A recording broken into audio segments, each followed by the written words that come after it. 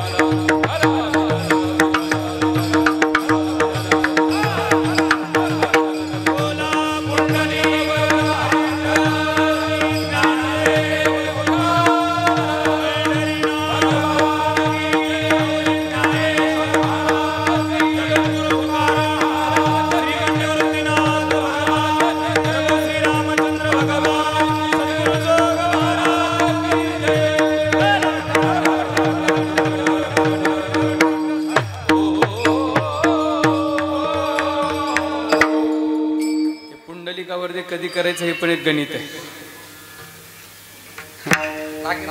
हा तुकाराम झालो दागिना. हा तुकाराम दागिना. हा काय भक्ती प्रेमाविन ज्ञान नको देवा, भक्ती प्रेमाविन ज्ञान नको देवा, अभिमान नित्य नवा तया माझी. प्रेम सुख देई, प्रेम सुख देई, प्रेमाविन नाही समाधान. रांडविने जेवी शृंगार केला, प्रेमेविन झाला अथवा प्रेमाविन झाला ज्ञानी तैसा. प्रेम सुख देई, प्रेम सुख देई, प्रेमाविन नाही समाधान. एका जनार्दनी प्रेम अति गोड, एका जनार्दनी प्रेम अति गोड, अनुभवी सुरवाड जाणतील. प्रेम सुख देई, प्रेम सुख देई, प्रेमाविन नाही समाधान. पंढरीचा देवराया,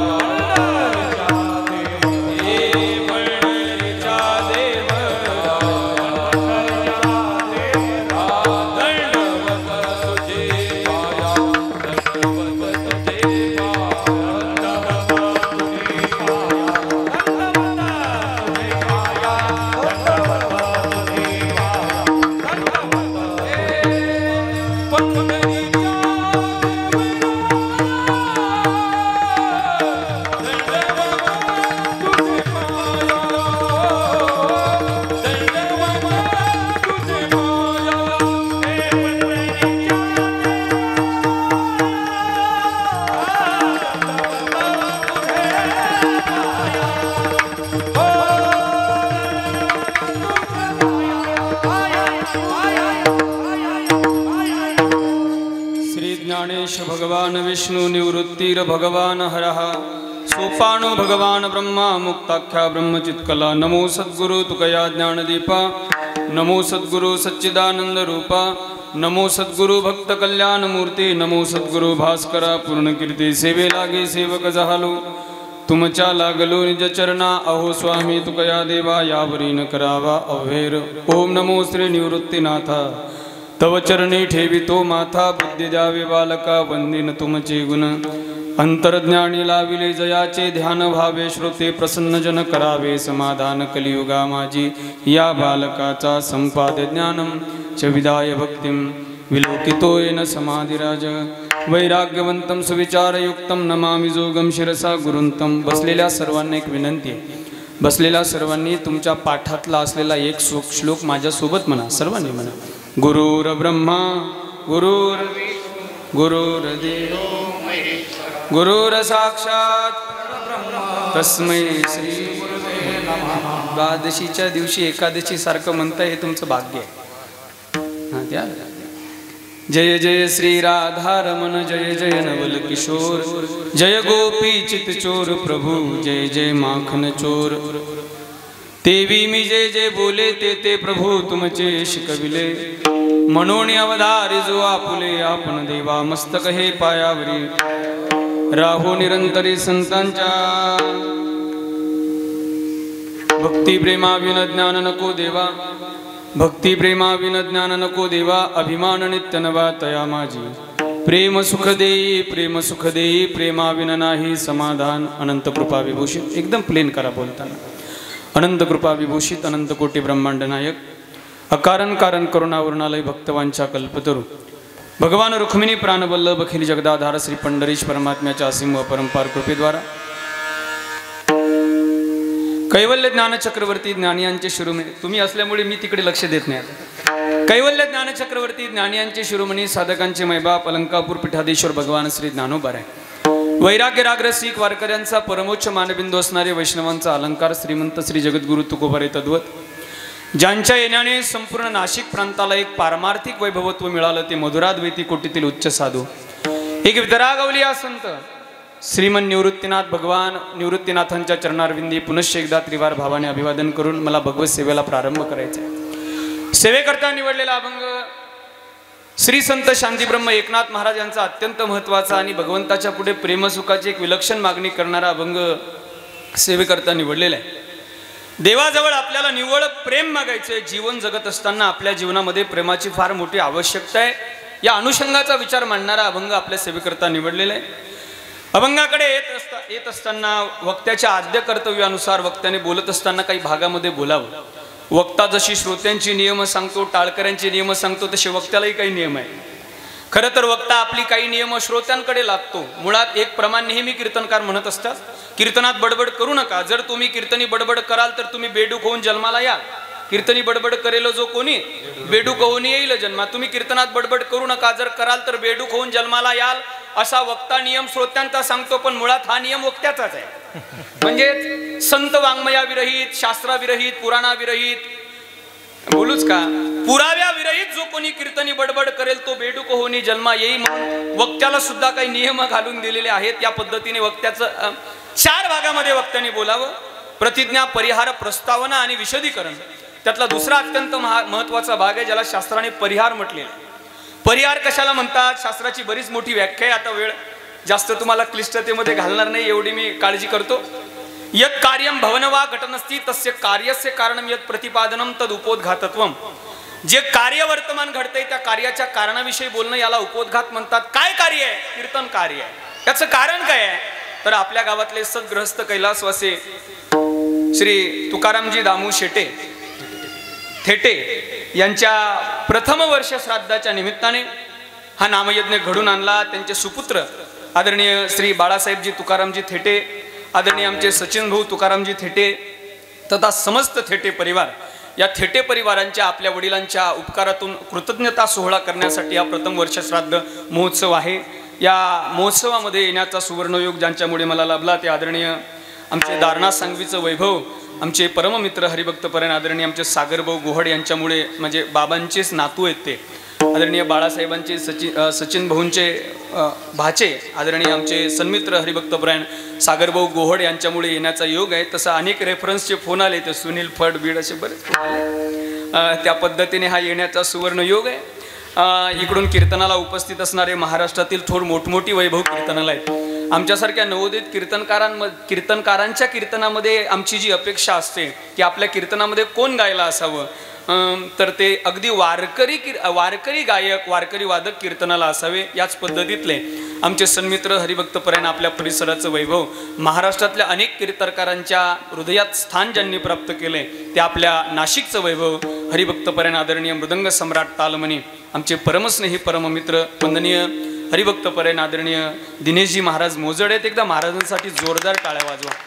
इकडून कीर्तनाला उपस्थित असणारे ज्यांनी अत्यंत प्रभावीपणे सुंदर पहिली चाल गायली ते हरिभक्तपरायण आदरणीय प्रकाशजी महाराज सुरवसे आहेत. बाबांसाठी एकदा. इकडून सदैव आमच्या ढोकबाबांच्या अंतकरणात ज्यांनी अगदी एक मोठं मंदिरच कोरलेलं आहे ते आमचे ज्येष्ठ गुरुबंधू हरिभक्तपरायण आदरणीय रोहिदासजी महाराज जगदाळे आबा कीर्तनाला आहेत. ही बाल वारकरी आहेत, दोन्ही सोबदार आहेत. इकडून उभे असणारे गायक आहेत, विनेकरी बाबा आहेत. आता सर्वांच्या चरणावर दंडवत करतो आणि जास्त वेळ न दवडता थोडं मार्गक्रमण मोठं असल्यामुळे मी लवकर अभंगावर बोलण्याचा प्रयत्न करतो. विठ्ठल.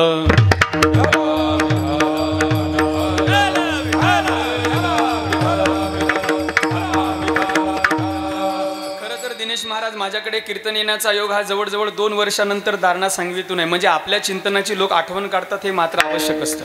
आपण कदाचित केलेलं तत्वचिंतनच आपल्या उपयोगाचं पडतं. नाही तर सध्या आई बाप बरंच चाललंय. आता मला तिकडे सध्या जायचं नाही. विनोदात्मक सध्या कीर्तन चालू आहे, तिकडे मला जायचं नाही. कारण आपल्या चिंतनाचीही कोणी दखल घेते आणि त्यावेळेस मी कोणता अभंग घेतला हे सुद्धा आठवणीत राहतं. तर आपल्या चिंतनाची दखल 2 वर्षानंतर सुद्धा लोक घेतात. मी तर असं म्हणेल, तुम्ही चिंतन करा.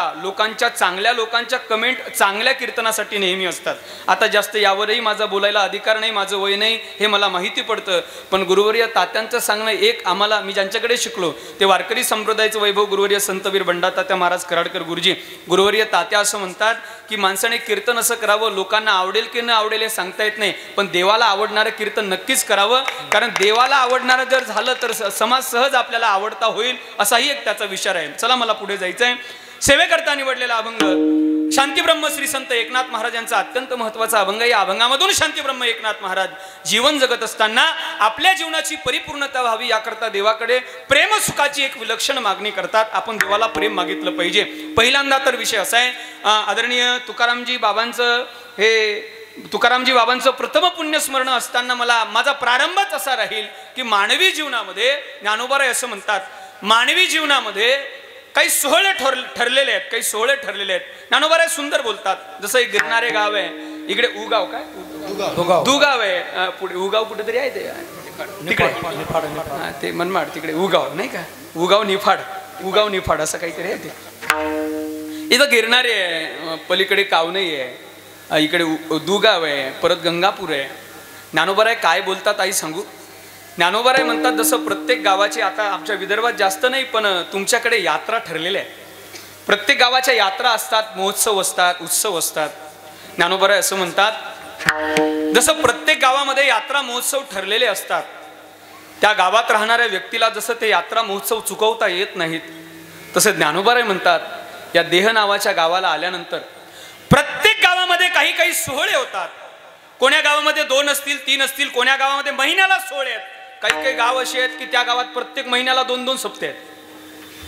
प्रत्येक गावाला सोहळे आहेत. मग त्या गावात जन्माला आलेल्या त्या व्यक्तीला ते सोहळे चुकवता येत नाहीत. तसं ज्ञानोबा म्हणतात या देह नावाच्या गावाला आल्यानंतर आपल्याला 16 सोहळे होत असतात. 16 सोहळे, ज्याला आपल्या हिंदू संस्कृतीने 16 संस्कार म्हटलेले आहे.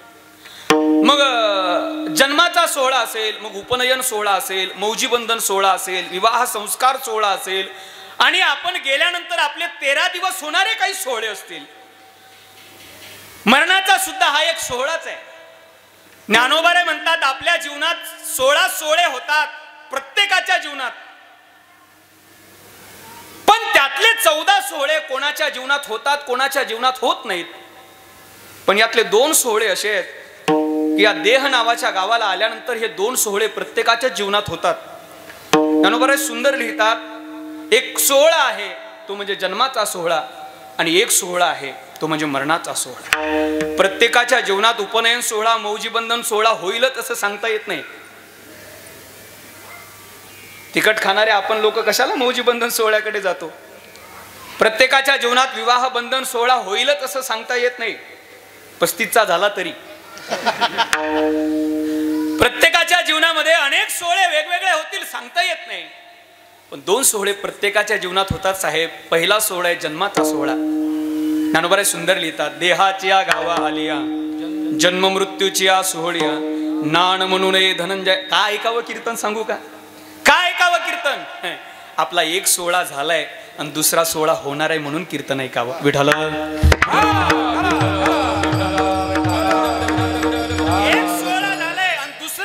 होणार आहे म्हणून कीर्तन ऐकावं, दुसऱ्या सोहळ्याच्या तयारीसाठी कीर्तन ऐकावं.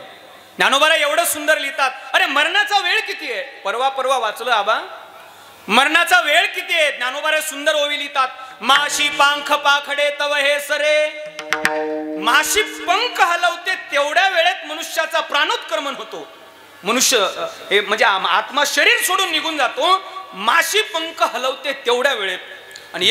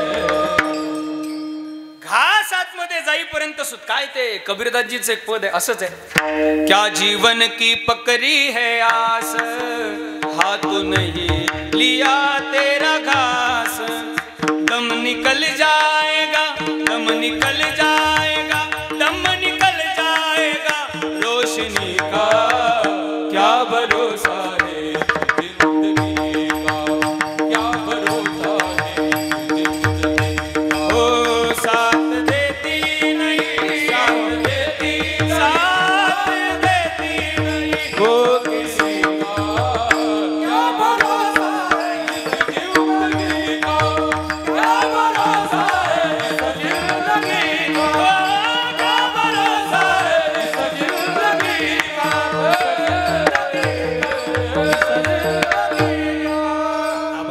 तात्यांना आवडणारी कवाली सांगतो. तात्यांना एक कवाली फार आवडते, ते विनोदा नेहमी सांगतात.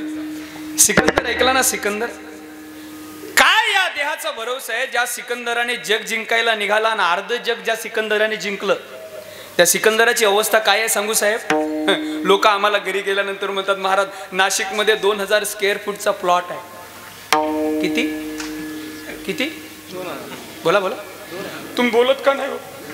2000 बोलत चला जरा. 2000 स्क्वेअर फूटचा प्लॉट आहे. ज्या सिकंदराने अर्ध जग जिंकलं साहेब, त्याची काय अवस्था आहे सांगू? लय आवडते. कहता था सिकंदर के हौसले बुलंदे थे, जब गया था दुनिया से दोनों हाथ खाली थे.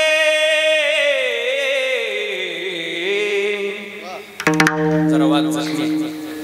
कहता था सिकंदर के हौसले बुलंदे थे, जब गया था दुनिया से दोनों हाथ खाली थे. जैसी करनी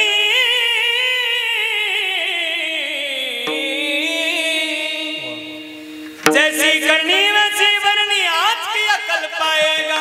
आज जवानी पर इतराने वाले बाद में धोखा खाएगा. सूरज धीरे धीरे ढलता है. हे आपल्याला कवालीची तारीख देतील ना? विठाला विठाला. पूर्वेला उगवणारा जसं सूर्य पश्चिमेला मावळणारा. मी इथेच विषय होतो. माशी पंख पाकडे तव हे सरे. माशी पंख जेवढ्या वेळेमध्ये हलवते तेवढ्या वेळेत प्राण जातो. आता माशीचा पंख हलवण्याचा वेळ किती आबा? प्राणीशास्त्रज्ञ सांगतात माशी एका सेकंदाला किती वेळेस पंख हलवते.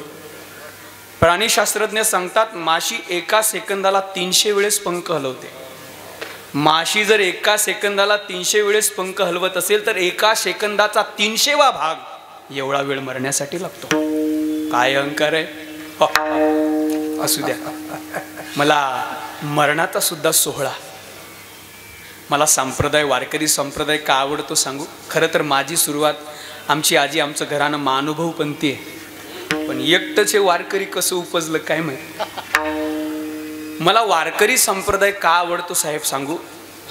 मला संप्रदाय आवडण्याचं स्वतंत्र कारण माझ्याकडे आहे. एखाद्या आनंददायी घटनेला सोहळा कोणी म्हणेल नाही कळालं? उपनयन सोहळा, जन्माचा सोहळा, लग्न सोहळा, विवाह सोहळा, एखाद्या आनंददायी घटनेला सोहळा कोणीही म्हणेल, पण एखाद्या मरणीच्या घटनाला सुद्धा सोहळा म्हणण्याचं सामर्थ्य जगाच्या पाठीवर फक्त वारकरी संप्रदायाचंच आहे. एखाद्या दुःखद घटनेला सुद्धा सोहळा म्हणता आलं पाहिजे. तो झाला सोहळा.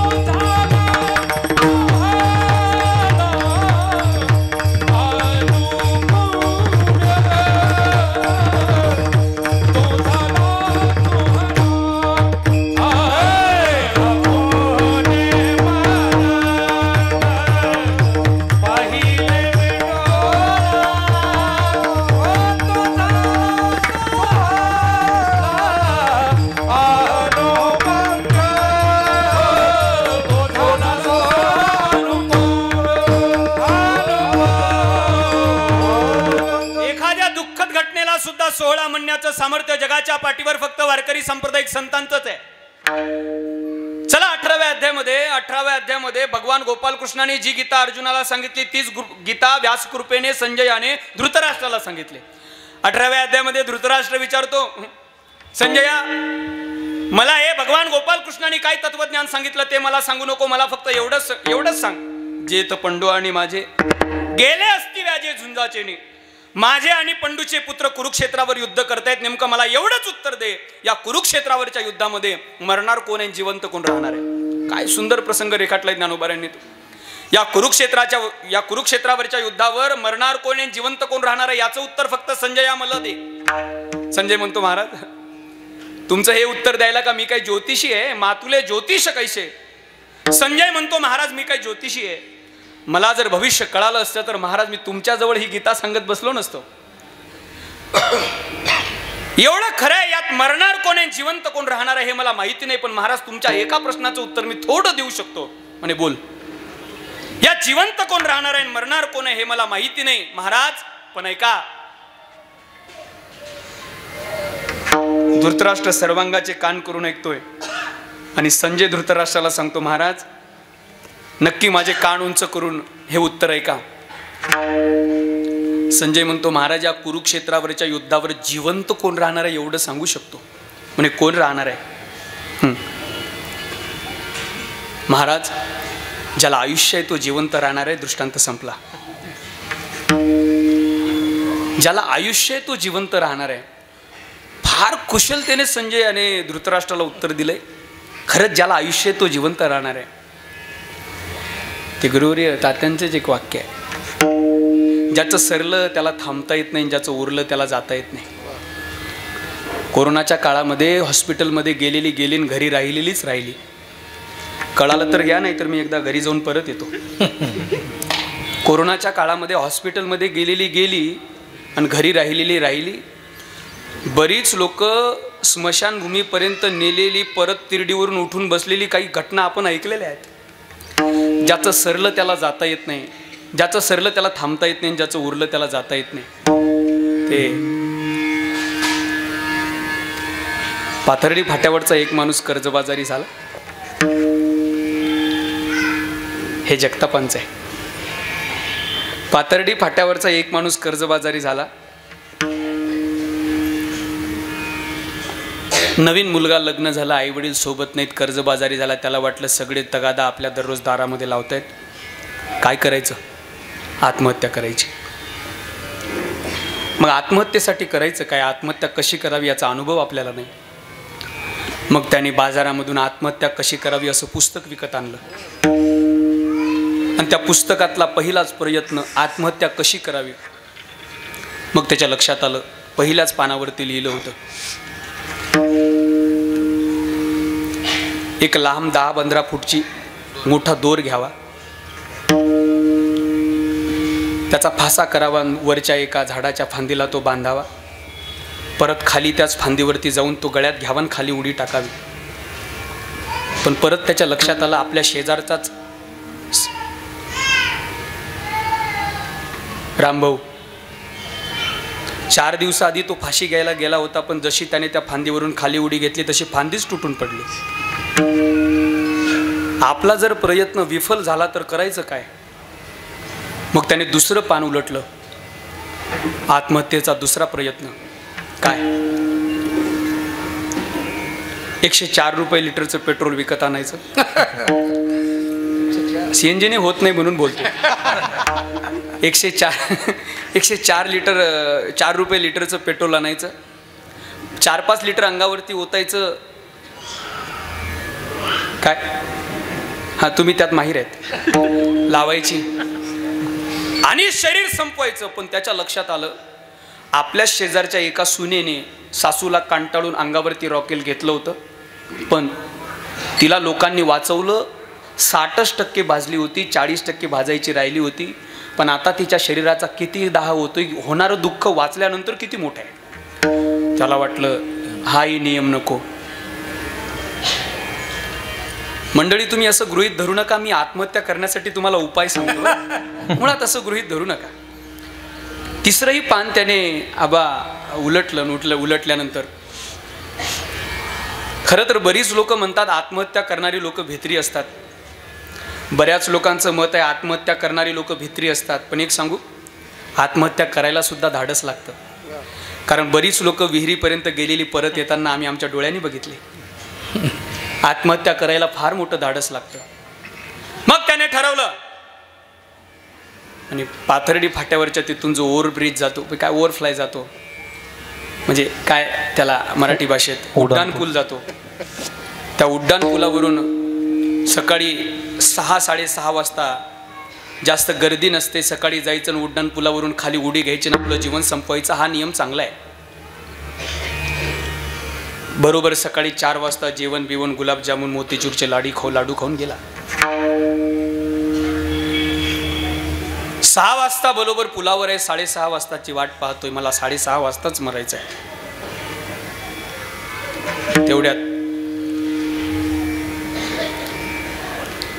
नाशिकमधून एक किरकोळ भाजी विक्रेता गल्लीमध्ये भाजी पाटीमध्ये विकायला घेऊन निघालेला. त्याच्या डोक्यावर पाटी आणि पाटीमध्ये वेगवेगळ्या प्रकारच्या भाज्या आहेत. नेहमी सांगितला जातो हा. नेमका बरोबर तो त्या पुलाच्या खाली आहे. आता हा 6:30 वाजता पुलाच्या वर आहे आणि तो 6:30 वाजता पुलाच्या बोला बोला बोला ना तुम्ही. तो बरोबर 6:30 वाजता पुलाच्या खाली आहे ना, बरोबर पुलाच्या वर 6:30 वाजता.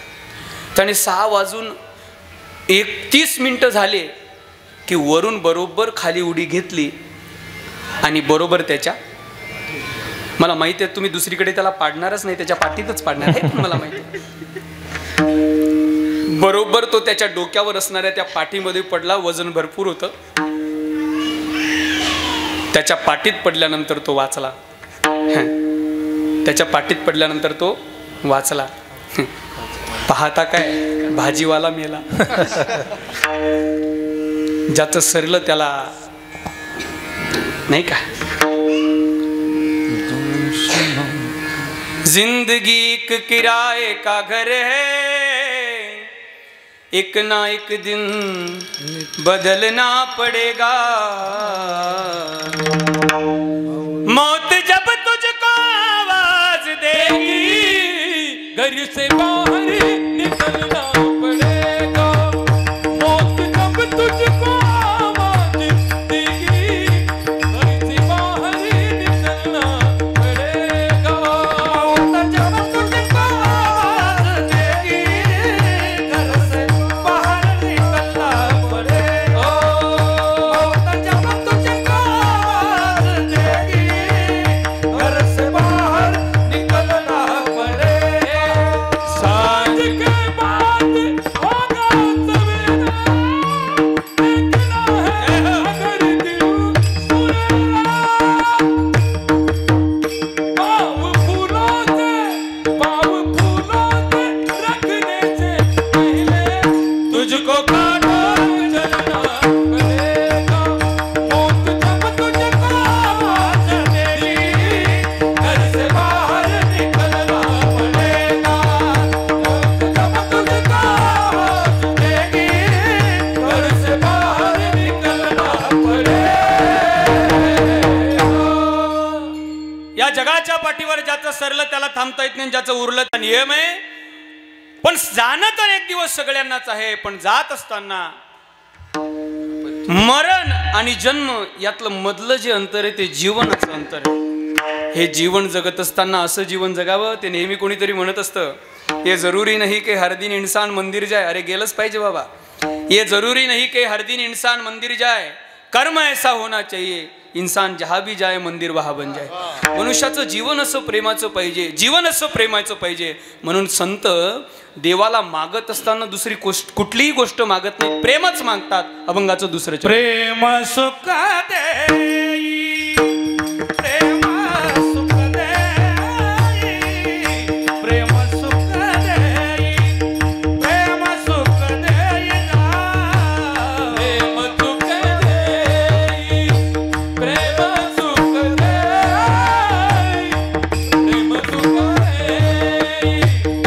प्रेम सुख देई, प्रेम सुख देई, प्रेम सुख देई, प्रेम सुख देई.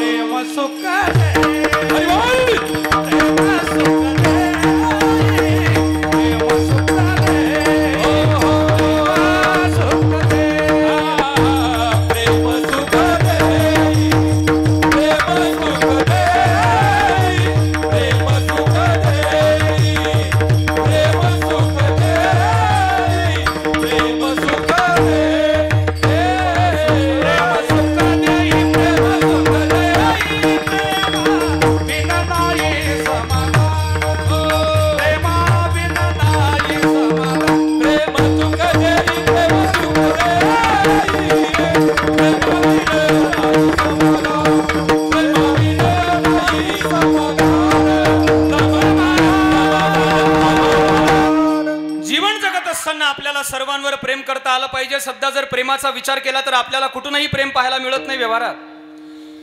व्यवहारातलं प्रेम मायबाप सोडले तर आपल्या जगाच्या पाठीवर आपल्यावर कोणीही प्रेम करत नाही, आणि परमार्थात जर संत सोडले तर आपल्यावर कोणीही प्रेम करत नाही. या जगाच्या पाठीवरचा प्रेमाचा विचार जर करायचा झाला ना सज्जनांनो, तर सध्या तर आपल्याला प्रेमच पाहायला मिळत नाही. जुन्या काळामध्ये एक शब्द तुमच्याकडे ऐका नाही मला माहित नाही, पण जुन्या काळातली लोक म्हणायची, शेजारच्या व्यक्ती आपल्या जातीचा नसायचा, धर्माचा नसायचा, पण तरी सुद्धा त्या व्यक्तीवर प्रेम असायचं. जुन्या काळामध्ये त्याला घरोब्याचे संबंध म्हणायचे. जुने लोक म्हणायचे आमचा आणि त्यांचा घरोबा आहे. घरोबा आहे म्हणजे जातीचा नसताना तरी सुद्धा त्याच्यावर प्रेम केलं जात होतं, याला घरोब्याचे संबंध म्हटले जात होते. पण वर्तमान काळामध्ये हे प्रेम तर आपल्याला पाहायलाच मिळत नाही. अरे वर्तमान काळामध्ये जातीचा नाही हा तर विषय सोडा, पण रक्ताच्या भावावर सुद्धा प्रेम केलं जात नाही. म्हणून ते मला ते प्रकाश महाराज मला ते फार आवडतं. ते इंदुरीकर बाबांचे गोड वाक्य आहे, सांगू का सागर सांगू त्याच पाकिटात. ते इंदुरीकर बाबांचं एक गोड वाक्य आहे. ते म्हणतात जुन्या लोकांचं प्रेम कसं होतं ना आताच्या लोकांचं प्रेम कसं आहे. ते म्हणतात जुन्या लोकांचं प्रेम असं होतं, जुनी लोक कडू बोलायची पण तोंडावर बोलायची, हे जुन्या लोकांचं प्रेम होतं. जुनी लोक कडू बोलायची पण तोंडावर बोलायची, जुन्या लोकांचं प्रेम होतं. आताचं प्रेम आहे पण तोंडावर नाही का, तोंडावर गोड बोलतात आणि माघारी लगेच निघालं की ते प्रेम नाही सांगता बोलता दाविता अनुभव चिता चित जाणे अनुभव चिता चित जाणे. प्रेम नाही बोलता दाविता अनुभव चिता चित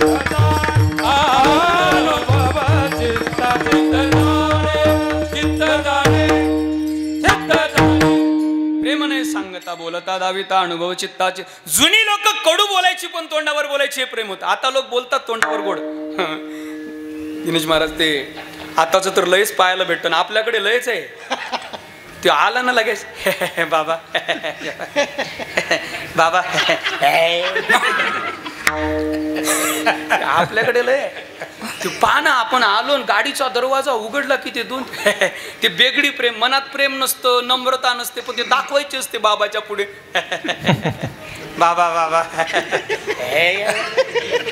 जुने हे प्रेम. मी असं म्हणेल आपल्या जीवनामध्ये कडू बोलणाऱ्या का असे ना, पण खऱ्या बोलणाऱ्या व्यक्तीची गरज आहे. गोड बोलून काटा काढणारे जगात आपल्याला असंख्य भेटतील. आता सध्या वर्तमान आणि प्रेमाची, या शिकलेल्या लोकांनी तर प्रेमाची व्याख्या काही केली. माझा आरोप आहे शिकलेल्या लोकांवर.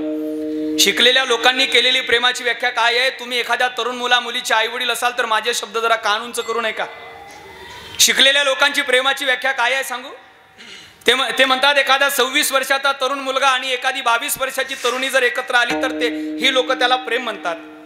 पण माझ्यासारखा धर्मवेडा व्यक्ती या घटनेला प्रेमच मानायला तयार नाही दादा. कारण का 26 वर्षाचा तरुण मुलगा आणि 22 वर्षाची तरुणी जर एकत्र आल्याने प्रेम झालं असतं ना. सध्या बांगलादेश बदलापूर सारखी प्रकरणं जर आपण पाहिली तर या विषयाला माझा थोडा एक 10-15 सेकंदाचा हात घालतो मी. 26 वर्षाचा तरुण मुलगा आणि 22 वर्षाची तरुणी एकत्र आल्याने जर प्रेम झालं असतं ना साहेब, तर एका वर्षाआधी घडलेली घटना आहे. 26 वर्षाचा मुस्लिम समाजातील आफताब नावाचा मुलगा, मला धर्मावर बोलायचं नाहीये, मला प्रेम सांगायचं आहे. 26 वर्षाचा आफताब नावाचा मुस्लिम मुलगा आणि 22 वर्षाची श्रद्धा नावाची हिंदू मुलगी, या दोघांचं कॉलेजला प्रेम झालं. आणि त्या प्रेमाचा परिणाम आहे का, आणि त्या प्रेमाचा परिणाम त्या श्रद्धा नावाच्या मुलीच्या शरीराचे 35 तुकडे करण्यात आले. ते 35ही तुकडे फ्रीजरमध्ये ठेवण्यात आले आणि त्यातला दररोज एक तुकडा काढून जंगलामध्ये, डोंगरामध्ये, जंगलातील हिंस पशूंना खाण्यासाठी टाकण्यात आला. म्हणून आजही मला प्रश्न पडतो, प्रेम जर शरीराचे 35 तुकडे करत असेल आणि तरी सुद्धा हा निव्वळ 2 पुस्तकं शिकलेला समाज जर त्याला प्रेम म्हणत असेल, तर या जगाला प्रेम कळालं नाही. प्रेम कळालं नाही तुम्हा आम्हाला, म्हणून संत प्रेम कशाला म्हणतात ते ऐकलं पाहिजे. ते अभंगात विठाला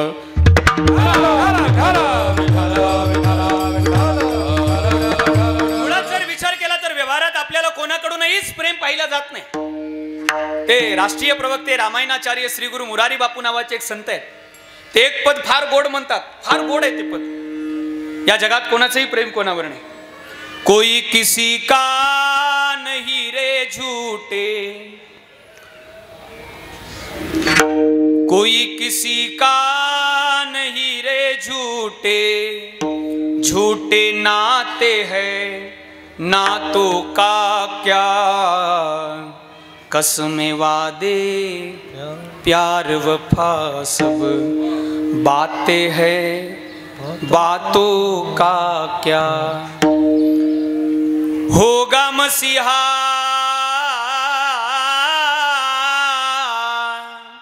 ऐकू नका देऊ तिथं स्पष्टता मॉनिटर।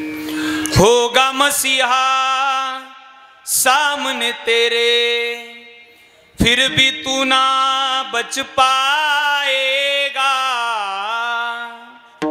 ज्या मुलासाठी अनाचार दुराचार भ्रष्टाचार करून संपत्ती गोळा केली, शेवटी तोच तेरा अपना खून ही आखिर तुझको आग लगाएगा। कोणी सत्तेच्या हवेत, कोणी संपत्तीच्या हवेत, कोणी कोण्या हवेत, हवेत उडणाऱ्यांना तो कवी सांगतोय बाबा आसमान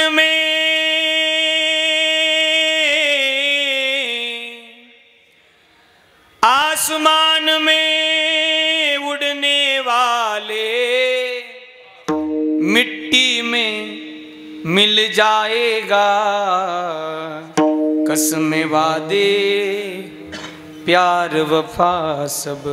हे जग असं आहे ना, सुख में तेरे साथ चले और दुख में सब मुंह मोड़ेंगे। माझ्या भाषेत सांगू का, दुख में सब रिटर्न गेर टाकेंगे।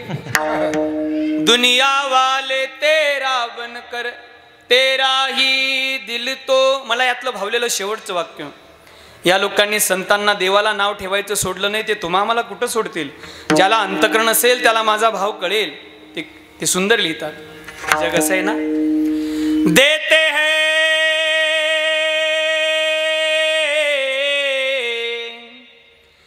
देते हैं भगवान को धोखा, इंसान को क्या छोड़ेंगे।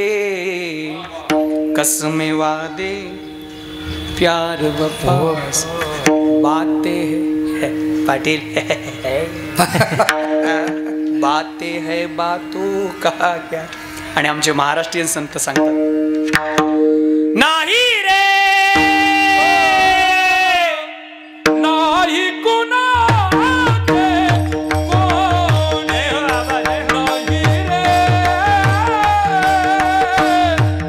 नाही कुणाचे कोणी, नाही रे नाही कुणाचे कोणी, नाही रे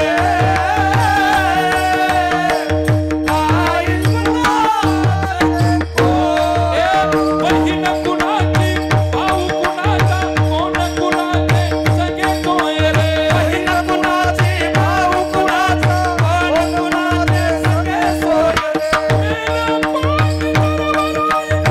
मेल्या पाठी कुठतील जागे मोर, नाही रे नाही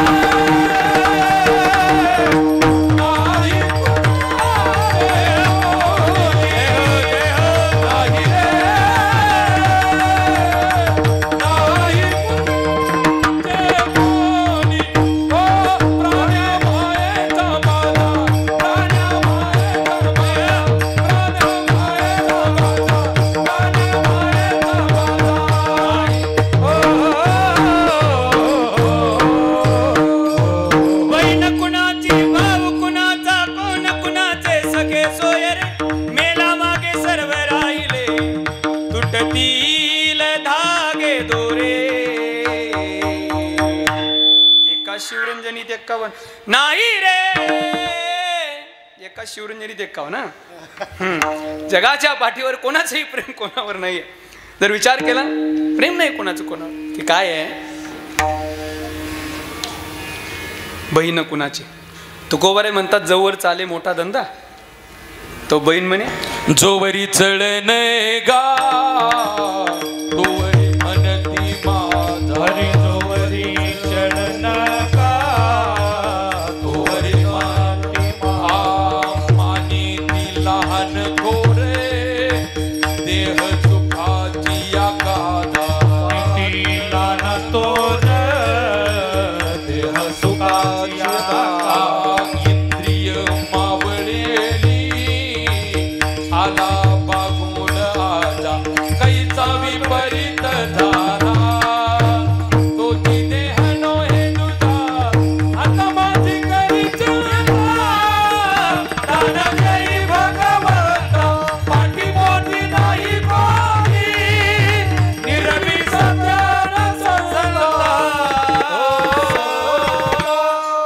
जोवरी चळन गा तवरी बहीण हा जवळ चाले मोठा धंदा तो बहीण म्हणे दादा दादा ते गुरुवरे महाराज नेहमी म्हणतात बहिणीची परीक्षा घ्यायची का एकाच भाऊबीजेला साडी आणू नका नाही तिने गंगापूरवरच्या जमिनीची केस जर नाशिकला टाकली तर आपलं नाव बदलून ठेवा जगाच्या पाठीवरची सगळी प्रेम स्वार्थ जवळजवळ ज्या वेळेस संपत्ती येते त्या वेळेस प्रेमामध्ये स्वार्थ पाहायला मिळतो आता मी हे व्यावहारिक दृष्टीने म्हणत नाही बरं दादा मी हे पारमार्थिक दृष्टीने म्हणतोय हा सर्व पारमार्थिक दृष्टीचा विचार व्यावहारिक दृष्टीने म्हणत नाहीत परमार्थाच्या सत्तेने विचार केला तर ते गुरुवर्य महाराज याज्ञवल्क्यांचं उदाहरण नेहमी देतात याज्ञवल्क्यांच्या दोन प्रेम म्हटलं की व्यावहारिक लोकांच्या डोळ्यासमोर पहिलं नातं येतं पत्नीचं संसार करणाऱ्या लोकांच्या समोर प्रेम म्हटलं की पहिल्यांदा नातं येतं पत्नीचं ते गुरुवर्य महाराज नेहमी म्हणतात याज्ञवल्क्य नावाचे ऋषी आहेत आणि त्यांच्या दोन पत्नी आहेत एकीचं नाव आहे कात्यायनी एकीचं नाव आहे मैत्री याज्ञवल्क्यांच्या प्लेन असू द्या याज्ञवल्क्यांच्या दोन पत्नी आहेत एकीचं नाव आहे कात्यायी एकीचं नाव आहे मैत्री याज्ञवल्क्यांची परिस्थिती पाहिली तर जंगलामध्ये एका फाटक्या झोपडीत राहणारे याज्ञवल्क्य आहेत पण पत्नींचा जर विचार केला तर त्यांची माहेरची परिस्थिती एवढी आहे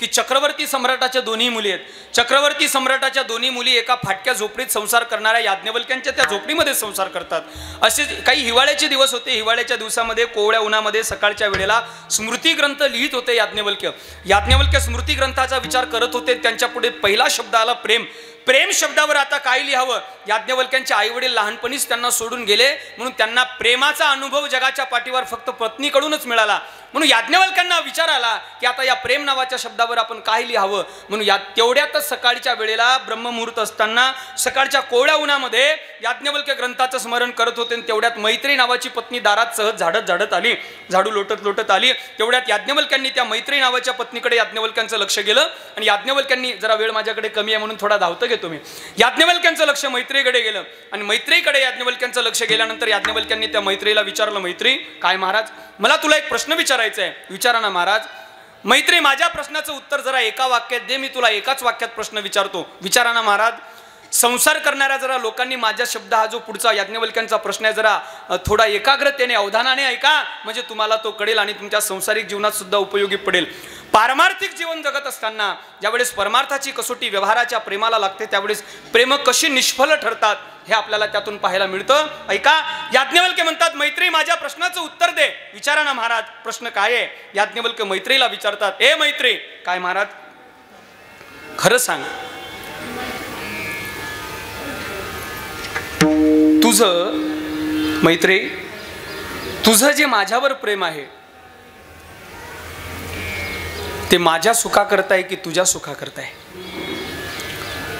परत सांगतो मी तुम्हाला याज्ञवल्क्यांचा प्रश्न आहे पुरुष मंडळी जरा ऐका मैत्री तुझं जे माझ्यावर प्रेम आहे ते माझ्या सुखा करता आहे की तुझ्या सुखा करताय फार एकाग्र झाले हो काळजी करू नका सगळीच कीर्तनातली प्रश्न मनावर घ्यायची नसतात नाहीतर घरी गेल्यानंतर मैत्रीला विचाराल का ग मैत्री तुझं माझ्यावर प्रेम माझ्या सुखा करताय की तुझ्या सुखा करताय मेल्या भांडे कुंडे राहिले तिकडे हो बाजू आणि यांचं प्रेम सांगायला काय शास्त्र आणि पुराण सांगायला पाहिजे यांचं प्रेम याज्ञवल्क्य शास्त्र पुराण श्लोक ओवी सांगायला पाहिजे यांचं प्रेम कोरोनाच्या काळातच कळलं कोरोनाच्या काळात ते मालक नोकरीवर गेले ते मध्ये 8 तास सुरू 10 तास बंदचा काळ होता ना आता आपलंही तेवढंच कोरोनाच्या काळातच प्रेम कळालं ना 8 तास सुरू 10 तास बंद असं होतं ना कोरोनाच्या काळात त्या कोरोनाच्या काळामध्ये मालक जर नोकरीवरून घरी आले तर या घरातूनच म्हणायचे अहो तसे घरामध्ये येऊ नका आणि सगळ्यात जास्त शुद्ध बोलायचं फॅड यांच्याकडे त्या आपण तरी साधी भाषा आपली बोलू नाशिकची जी असेल प्रांताची भाषा ती आपल्या म्हाताऱ्या जुन्या स्त्रिया होत्या त्या सामान्य साधं बोलायच्या हो पण आताच्या पोरी 12वीचे पेपर 3 वेळेस देते लग्न होऊन सासरला आली की तिची भाषा आहे का काय बोलते मला ना फार कामे आहेत मला ना फार कामे आहेत काय कामे आहेत तुला बरं बोलता बोलता पितळ उघडं पडतंय आणि मूळ भाषेवर येतेच कशी मला ना सुमन फार कामे आहेत काय कामे आहेत तुला मला ना सकाळी 9 वाजता पितळ कसं उघडं पडतंय मला ना सुमन फार कामे आहेत काय कामे आहेत मला ना सकाळी 9 वाजता उठून शेतामध्ये जायचंय आणि 11 वाजता वावरातून घरी यायचं आहे तुला वावरातूनच घरी यायचं होतं तर शेतात जायचा कुठं ना का केला हे कोरोनाच्या काळात यांचं प्रेम आपल्याला अनुभवायला मालक नोकरीवरून घरी आले की या घरातून म्हणायचं आता विनोद म्हणजे काय हो विनोद म्हणजे डाव्या हाताचा मळ असतो. शब्द छल केला की विनोद तयार होतो. पण मात्र एवढं आहे, विनोद करण्यासाठी कीर्तनकाराला स्वतःची लाज सोडावी लागते. तेवढंच कराय विठ्ठल.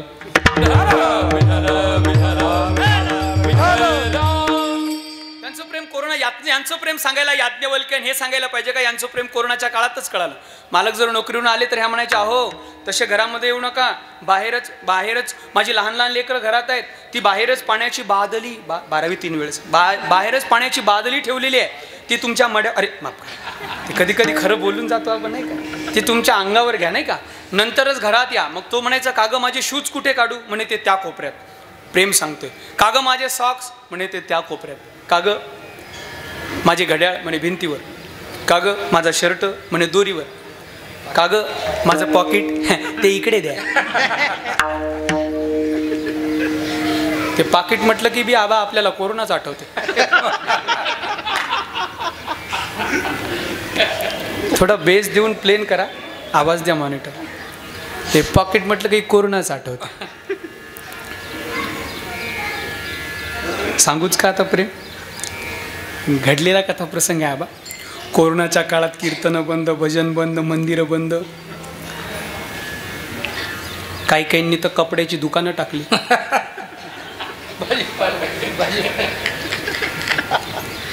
बऱ्यांनीच महिंद्रा जॉईन केली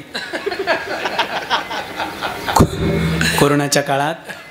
आता जरा घरची मंडळी म्हणून सांगतो आबा, एक दिवस रात्रीचे 2 वाजले, मला झोपच येत नव्हती.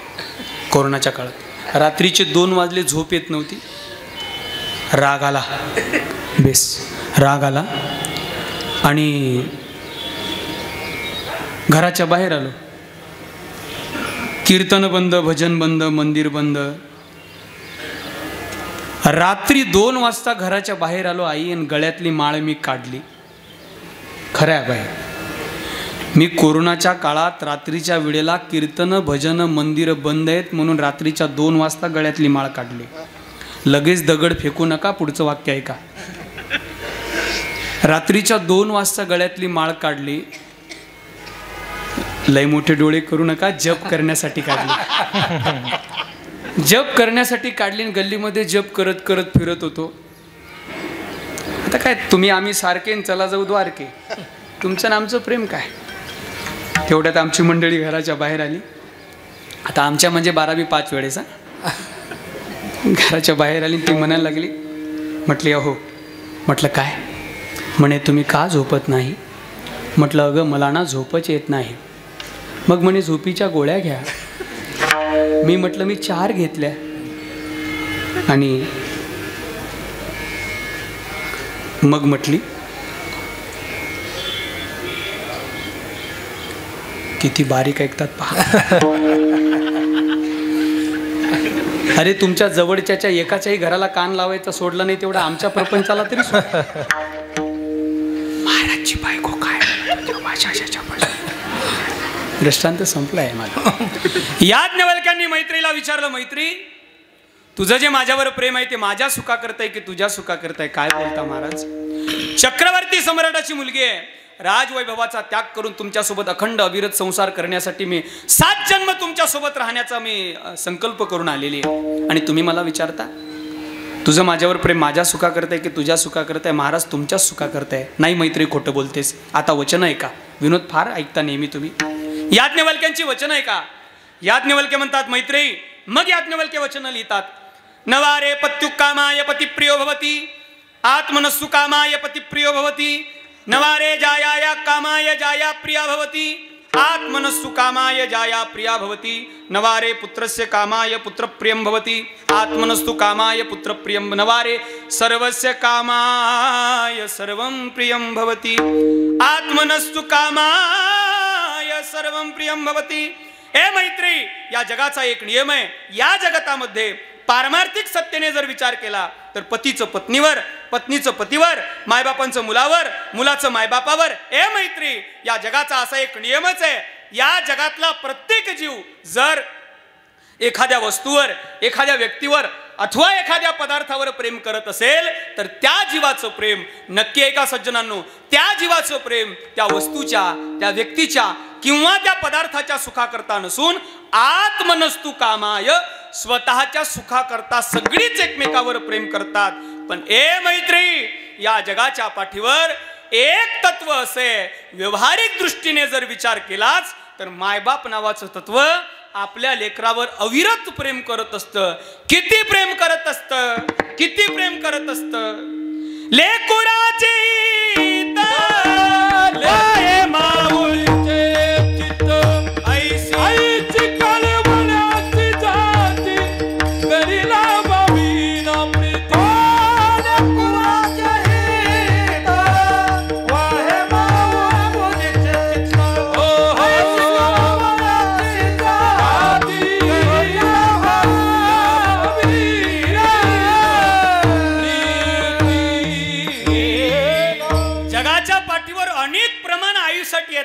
अनेक कविता आईसाठी आहेत. काय आहे बापासाठी? तुकोबारांनी उल्लेख केला, पण ते तिकडे गेलं तर पाहिजे ना. जगी ऐसा बाप व्हावा त्याचा वंश, देवडीकरांच्या प्रतीत नाही अभंग, त्याचा वंश मुक्ती सजावा, पोटा येता हरले पाप ज्ञान. सगळ्यांनी बाप रेखाटला, सगळ्यांनी आई रेखाटली. माफ करा, कोणी उठलं की आई अशी असते, आई तशी असते, आई अशी, आई ते, आईचं प्रेम, आईचं हे. बाप रेखाटलाय लोकांनी कसा, मारणारा, झोडणारा, तोडणारा. बाप रेखाटलाय लोकांनी, हे बंड्या गप झोपायचं नाहीतर पप्पांना सांगेल, असा बाप रेखाटलाय लोकांनी. रांगडी, असा बोलणारा, झोडणारा, शिव्या देणारा. पण एक सांगू, जन्म देणारी देवकी सगळ्यांनी सांगितली साहेब. अष्टमी प्रसंग झाला म्हणून सांगेल, जन्म देणारी देवकी सगळ्यांनी सांगितली, पण आपलं लेकरू वाचावं म्हणून नाकात तोंडात पाणी जाईपर्यंत आपल्या लेकरांना वाचवणारा वसुदेव का कोणी आज सांगत नाही? बापाचं फार मोठं श्रेष्ठत्व असतं साहेब. माझ्या लेकराला समाजात घ्यावं म्हणून विठ्ठलपंत तो अभिनयच तर आपल्याला जमत नाही बाबा. माझ्या लेकरांना समाजात घ्यावं म्हणून विठ्ठलपंत आळंदीतल्या ब्राह्मणांच्या सभेला गेले, धर्मसभा भरली. बोला काय चुकी आहे? संन्यास घेतल्यानंतर गृहस्थाश्रमात आले आणि आल्यानंतर सुद्धा संन्यासानंतर गृहस्थाश्रम चालत नाही हे खरं आहे. म्हणजे एकदा का 11वीला सायन्स घेतलं तर त्याचं 12वीत आर्ट करता येतं, पण आधीच आर्ट घेतलं तर त्याचं सायन्स करता येतं. गृहस्थाश्रमाकडून संन्यासाकडे जाता येतं, पण संन्यासातून परत गृहस्थाश्रमाकडे येता येत नाही. संतती झाली संन्यासाला. बरी मोठमोठी पंत बसली होती. ऐकलत का सिद्धोपंत म्हणे, विठ्ठलपंताला संन्यासाला मुलं झालेली आम्ही पाहिली. काय प्रायश्चित्त आहे? सगळ्यांनी वया उकलवल्या, पण खरं तर विठ्ठलपंत हे गुरु उपदेशाने परत गृहस्थाश्रमात आले होते. जगाच्या पाठीवर देवाच्या उपदेशाचा पलीकडचा गुरु उपदेश आहे. हे कोणी का सांगत नाही हो? एकच शिक्षा, तुम्ही आत्मदहन केलं पाहिजे, देहांत प्रायश्चित्त घेतलं पाहिजे. शरीर संपवावं तरच तुमच्या मुलांचा आम्ही विचार करू. संध्याकाळची वेळ होती, जवळजवळ 8:30-9च्या एक मला वाटते दुसरा प्रहर होता. दुसऱ्या प्रहराला रात्रीच्या सुरुवात झाली होती आणि विठ्ठलपंत रात्रीच्या वेळेस घरी आले होते. सगळी मुलं झोपली होती आणि रुक्मिणी माता, आधीचं नाव मीनाक्षी, रुक्मिणी माता विठ्ठलपंतांचा आपल्या पतीची वाट पाहत होती. आणि दुसऱ्या प्रहराला अत्यंत किर्र अशी रात्र सिद्धबेटामध्ये गुरुवर्य आम्ही ज्यांच्याकडे सुरुवातीला राहिलो ते गुरुवर्य वैराग्यमूर्ती जयराम बाबा भोसले. आजही सिद्धबेटात आपण राहिलो तर ते कळून येतं. किर्र दाट झाडी आहे गावाच्या बाहेर, गावात सुद्धा राहायला जागा नाही, जंगलात हिंस पशु आहेत त्या सिद्धबेटामध्ये. आताही उभं राहता येत नाही रात्री. त्यावेळेस विठ्ठलपंत रात्रीच्या वेळेला आले. विठ्ठलपंतांचं मौन आहे. रुक्मिणी मातेने पाहिलं कोणाच्या तरी खडावाचा आवाज येतोय आणि रुक्मिणी मातेने विठ्ठलपंतांच्या हातामध्ये तांब्या दिला चूळ भरायला. विठ्ठलपंतांनी चूळ भरली, तोंडावर पाणी मारलं, पण विठ्ठलपंतांची डोळे थोडी पाणावली लावलेली होती. विठ्ठलपंत खाली बसले. रुक्मिणी मातेने विठ्ठलपंतांना जेवायला ताट वाढलं, पण विठ्ठलपंतांनी ते ताटाला नमस्कार करून ताट बाजूला सारलं. मग रुक्मिणी मातेने विचारलं, काय हो मालक, काय सांगितलं आळंदीतल्या ब्राह्मणांनी? आळंदीतल्या ब्राह्मणांनी रुक्मिणी एवढंच सांगितलं, तुमच्या मुलाला जर समाजात घ्यायचं असेल तर तुम्हाला देहांत प्रायश्चित्त घेतलं पाहिजे, तुम्ही शरीर संपवलं पाहिजे. मी असं म्हणेल, आपल्या लेकरांना समाजात घेण्यासाठी आपल्या शरीराचा त्याग करणारा बाप जगाने का सांगितला नाही? काय बाप असतो ते कोणी रेखाटलं मला माहीत नाही, पण ते आता आधुनिक म्हणतात म्हणून म्हणतोय. फार सुंदर पद आहे ते, दिनेश बाबा फार सुंदर पद आहे. सा प प बापाचं प्रेम किती असतं रे. प उरामंदी माया त्याच्या काळ्या मेघावानी, दाखविना कधी कुणा डोळ्यातल पाणी. जिजू जिजू संसाराचा गाडा हाकला.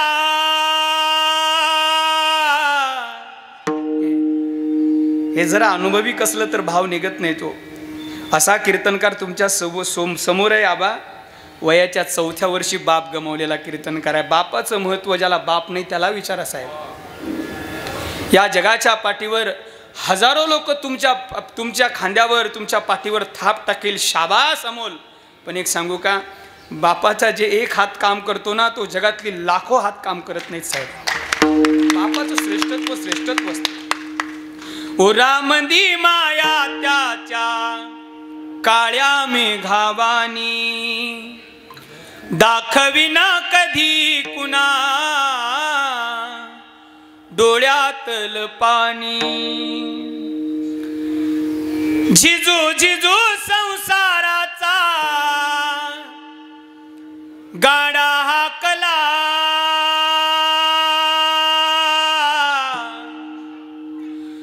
होटा मंदी हासू जरी कनावा कला. घडीभर तू थांब जरा, ऐक त्याची धापर. घडीभर तू थांब जरा, ऐक त्याची धापर. लई अवघड हाय गड्या उमगाया बापर, उमगाया बापर. मुकी मुकी माया त्याची मुकी घाल मेल. लेकरांच्या पायी उभा जन्म उधळेल. घडीभर तू थांब जरा, ऐक त्याची धापर. घडीभर तू थांब जरा, ऐक त्याची धापर. लई अवघड हाय गड्या उमगाया बापर, उमगाया बापर. लई अवघड हाय गड्या उमगाया बापर, उमगाया बापर. आमच्या बाळासाहेबांना, आमच्या सचिन भाऊंना, बाळासाहेबांना सचिन भाऊंना विचारा, 1 वर्ष झालं बाप आमच्यात नाही, बापाचं प्रेम काय असतं हे बाप झाल्याशिवाय कळत नाही. विठ्ठल बाप करी जोडी लेकुराची मोडी. बाप करी जोडी लेकुराची मोडी. बाप करी जोडी लेकुराची मोडी. बाप करी जोडी लेकुराची मोडी. आपुली कुरवाडी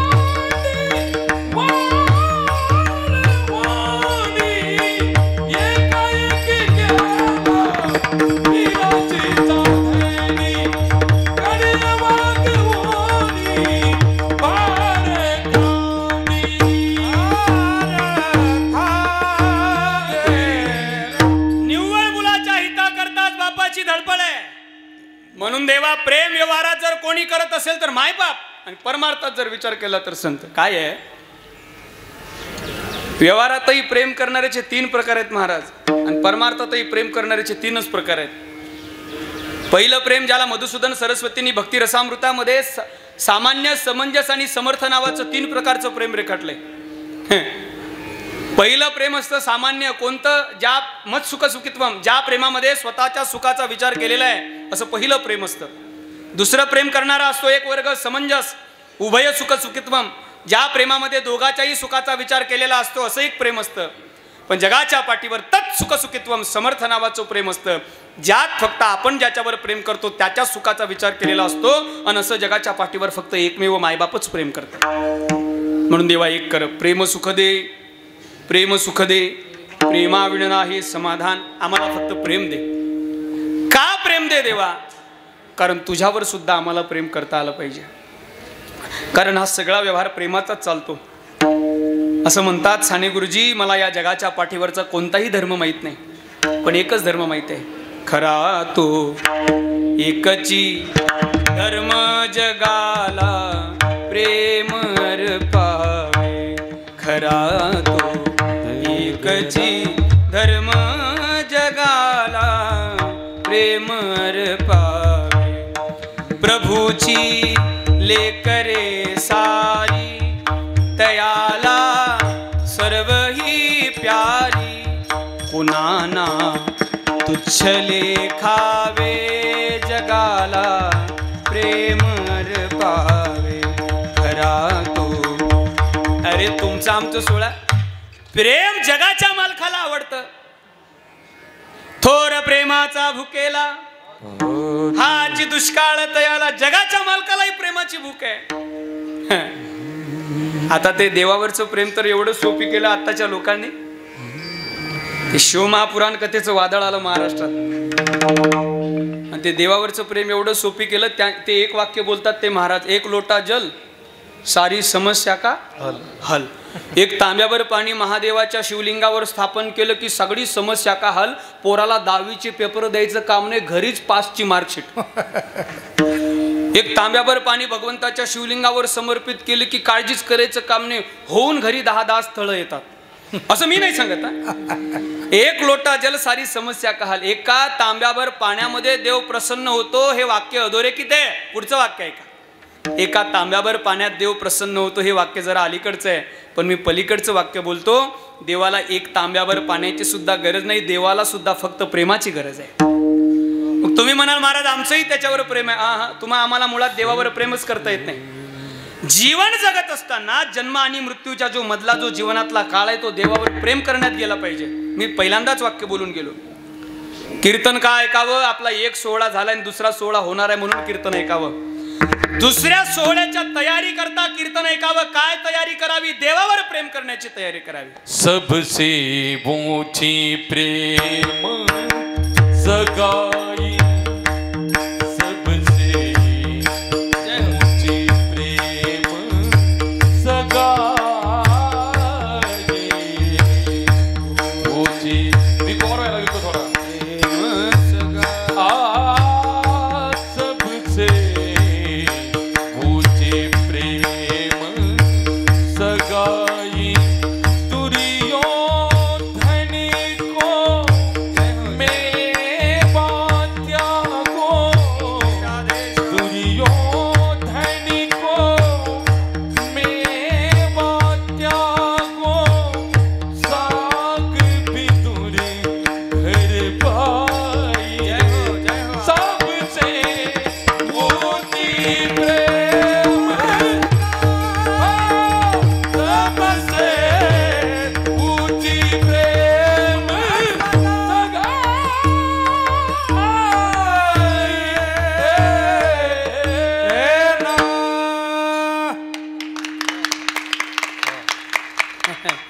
सगळे कोमा त्याच्या वाजवा जरा टाळ्या जरा जोरात. गोड गायल्यावर महाराज असं वाटत नाही कीर्तन आज 2 वाजेपर्यंत संपावं. काळजी करू नका. देवावरही आपलं प्रेम आहे. देवाला फक्त प्रेम आवडतं साहेब. हा, देवावरही 3 प्रकार आहेत प्रेम करणाऱ्याचे. तुम्ही म्हणाल महाराज आमचंही देवावर प्रेम आहे. अजिबात नाही. तुमचं आमचं प्रेम देवावर कसं आहे सांगू? ते मराठीमध्ये एक म्हण आहे आमच्याकडे, अंगाला आला ताप देव मा बाप अंगाचा गेला ताप, मी देवाच्या बापाच्या बापाच्या बापाचा बाप. जोपर्यंत तुम्हा आम्हाला देवाकडून काहीतरी घ्यायचंय तोपर्यंतच प्रेम आहे. लहानपणीच मुलाला शिकवतो, मन बाप देव बाप्पा सुखी ठेव असं आपण म्हणायला लावतो. लहानपणापासून त्याला काहीतरी त्याला मागायला लावतो. तुमचं आमचं प्रेम देवावर स्वार्थापोटी आहे. देवावरही प्रेम करण्याचे 3 प्रकार आहेत. ते 3 प्रकार सांगतो, थांबतो. भजन करा विठाल.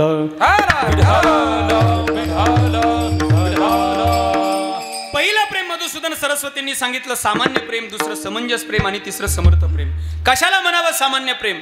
मत सुख सुखित्वम, ज्या प्रेमामध्ये स्वतःच्या सुखाचा विचार केलेला आहे ते सामान्य प्रेम आहे. कशाला म्हणावं समंजस प्रेम? उभय सुख सुखित्वम, ज्या प्रेमामध्ये दोघाच्याही सुखाचा विचार केलेला आहे त्याला म्हणावं समंजस प्रेम. आणि कशाला म्हणावं समर्थ प्रेम? तत् सुख सुखित्वम, ज्या प्रेमामध्ये फक्त त्याच्या सुखाचा विचार केलेला आहे त्याला म्हणावं समंजस प्रेम. असंही प्रेम घडतं का परमार्थात? हो. काही प्रेमाची उदाहरणं आहेत का? आहे ना. भागवताच्या दशमस्कंदामध्ये दिलेली प्रेमाची उदाहरणं आहेत. कुब्जेने केलेलं प्रेम म्हणजे सामान्य प्रेम आहे. भगवंताच्या 16,108 पत्न्यांनी केलेलं प्रेम म्हणजे समंजस प्रेम आहे. आणि गोकुळातल्या गोपींनी केलेलं प्रेम म्हणजे समर्थ प्रेम आहे. नाही कळालं? खाली येतो. कुब्जा देवावर प्रेम करते. कुब्जेचं शरीर वाकडं होतं पण देवानी स्पर्श केला आणि तिला सुंदर शरीर दिलं. कुब्जेला सुंदर शरीर दिलं की ती कुब्जा म्हणते, हे देवा मी दासी आहे, मी एका सामान्य गल्लीत राहते, झोपडीत राहते, एकदा माझ्या झोपडीत ये, मला तुझी सेवा करू दे. कुब्जेला वाटतं देव माझ्या झोपडीत आला आणि मी त्याची सेवा केली की मला सुख मिळेल. पण कुब्जा हा विचार करत नाही, हा जगाचा मालक आहे, हा राजा आहे. हा जर माझ्या सामान्य दासीच्या गल्लीत आला तर याला जग काय म्हणेल याचा ते विचार करत नाही. कुब्जा स्वतःच्या सुखाचा विचार करते. आणि जे प्रेम स्वतःच्या सुखाचा विचार करतं ते सामान्य प्रेम आहे. चला, हेही प्रेम देवाला आवडत नाही. दुसरं प्रेम समंजस प्रेम, ज्यात दोघाच्याही सुखाचा विचार आहे. काय झालं? अनेक कथाकार नेहमी सांगत आले, पूर्वसुरी पूर्व कीर्तनकार जुने कीर्तनकार नेहमी सांगत आले. एकदा म्हणे देवाचं डोकं दुखायला लागलं. का दुखणार नाही? एवढा 2-3 महिने झाले पाऊसच थांबत नाही, का त्याचं डोकं दुखणार नाही? नाही का? एकदा म्हणे देवाचं डोकं दुखायला लागलं. देवाच्या डोक्यावर उपचार करण्यासाठी कळालं तर घ्या, नाही तर 3Gच आहे. एकदा देवाचं डोकं दुखायला लागलं. देवाच्या डोक्यावर उपचार करण्यासाठी अश्विनी कुमारासारखे वैद्य आले. अश्विनी कुमारासारखे वैद्य देवाच्या डोक्यावर उपचार करत होते. पण देवाचं डोकं दुखणं थांबत नव्हतं. 16,108 पत्न्यांची धावपळ होती. कोणी लेप करायचं, कोणी काढा करायचं, कोणी टॅबलेट द्यायचं, कोणी झेंडू नाही काय म्हणतात ते असं. त्या काळात काय सुविधा असतील ते द्यायचं. कोणी पट्टी ठेवायचं, कोणी डोकं चिपून द्यायचं. प्रत्येक पत्नीची धावपळ सुरू आहे. कशासाठी? देवाचं डोकं दुखणं थांबलं पाहिजे. पण का थांबलं पाहिजे? म्हणजेच देवाचं डोकं दुखणं थांबलंय म्हणजे देवाला सुख मिळेल, आणि देवाला सुख मिळालं म्हणजे आम्हाला सुख मिळेल. अशा दोघाच्याही सुखाचा विचार ज्यात आहे ते समंजस प्रेम आहे. पण एक सांगू, या दोघाही सुखाचा विचार ना व्यवहारात केला जातो ना परमार्थात केला जातो. पण ज्या प्रेमाचा व्यवहारातही आणि परमार्थातही विचार केला जातो ते समर्थ नावाचं प्रेम आहे. ज्या प्रेमामध्ये फक्त त्याच्या सुखाचा विचार केलेला आहे. संत त्याच्या देवावर करतात ते परमार्थातलं समर्थ प्रेम आहे. आणि मायबाप मुलावर करतात ते व्यवहारातलं समर्थ प्रेम आहे. नाही कळालं? अगदी खाली बोलतो. हे प्रेम कोणी केलं? म्हणे गोकुळातल्या गोपींनी केलं. असं उदाहरण भक्ती रसामृतामध्ये सुद्धा मधुसूदन सरस्वतींनी दिलं. ते लिहितात, नारद देवाकडे आले. नारद म्हणायला लागले, हे देवा काय होतंय रे? आणि नारदा माझं डोकं दुखते. मग देवा काय करू? नारदा सर्व उपाय झाले. एखादा तरी उपाय असेल ना नारदा? देवा एखादा तरी उपाय असेल ना? देव म्हटले एकही उपाय नाही. अहो एखादा तरी सांगा. मग देवाने एक उपाय सांगितला. म्हणे आता शेवटचा उपाय आहे पण घडणं शक्य नाही. म्हणे कोणता उपाय? माझ्या भक्ताच्या पायाची माती माझ्या डोक्याला औषध म्हणून लावायला आण. जर भक्ताच्या पायाची माती माझ्या डोक्याला औषध म्हणून लागलीच तर माझं डोकं दुखणं थांबेल. आता नारद आहेत ते हेक्टर सफारी सारखे नारद आहेत ते. नारद त्यांना काय?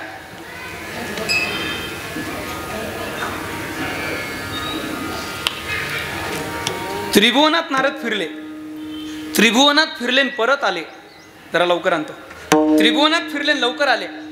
नारद देवाकडे उभे राहिले. देवाला म्हणतात, हे देवा नारदा माती कुठे आहे? माती माझ्या भक्ताच्या पायाची आण माझ्या. हे देवा एकाही भक्तांनी पायाची माती दिली नाही. का दिली नाही? देवा त्यांना भीती आहे.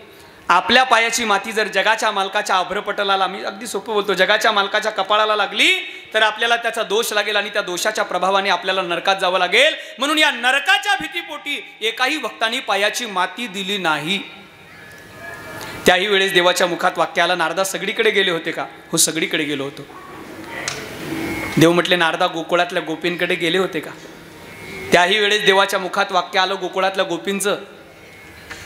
प्रकाश बाबा, खरं तर आपल्या पुरुषांपेक्षा स्त्रियांच्या अंतःकरणात भक्तीचा उदय फार लवकर होतो. त्या फार भाविक असतात. फार त्यांचं अंतकरण आल्हाददायी असतं, वात्सल्य असतं त्यांच्या अंतकरणात. भक्ती त्यांच्या अंतकरणात लवकर उभी राहते. त्या भक्तीवर माझा आरोप आहे. ती स्त्रियांकडे फार लवकर जाते. काय की बुवा पार्सिलिटी करते, स्त्रीलिंगी आहे म्हणून तिकडे लवकर जाते की काय काय माहित. भक्तीचा उदय त्यांच्या अंतकरणात लवकर होतो म्हणून देवाच्याही मुखात पहिल्यांदा वाक्य आलं, तुम्ही गोकुळातल्या गोपींकडे गेले का नारदा? नारद म्हणतात नाही. का गेले नाही? आता वाक्य आहे का? नारद म्हणतात देवा त्या दहीदूध लोणी विकणाऱ्या गवळ्याच्या पोरी काय तुझ्या भक्त आहेत? नारद गवळ्याच्या पोरींना दहीदूध लोणी विकणाऱ्या पोरी म्हणतात. संत सामान्य दृष्टीला दिसत नाहीत, नारदांची दृष्टी तर विशेष आहे ना. एक बोलू, बाह्य रंगावरून दिसणाऱ्या लोकांना लोक संत म्हणतात. लाख माडा घातल्या त्या लोकांनी. हवा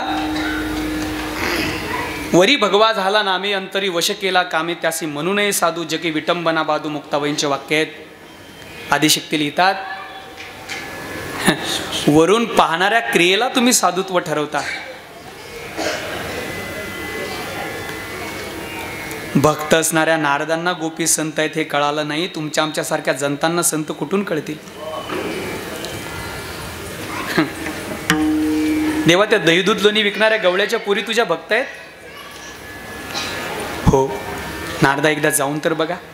नारद गेले. संपवतो. गोपींनी नारदांना त्या निधिवनामध्ये येताना पाहिलं. गोकुळाच्या रस्त्याने येत होते. रस्त्यावरच निधिवन होतं. त्या निधिवनामध्ये गोपी भगवंताच्या आलापात रडत होते. आता त्यांचे अश्रू सुद्धा चुकले होते आणि त्या अश्रूचे ओघ त्यांच्या गालावरती दिसत होते. नारदांना येताना पाहिलं. एक गवळण म्हणते अगं सखे नारद आहेत का ग? बघ ग नारद आहेत का ग?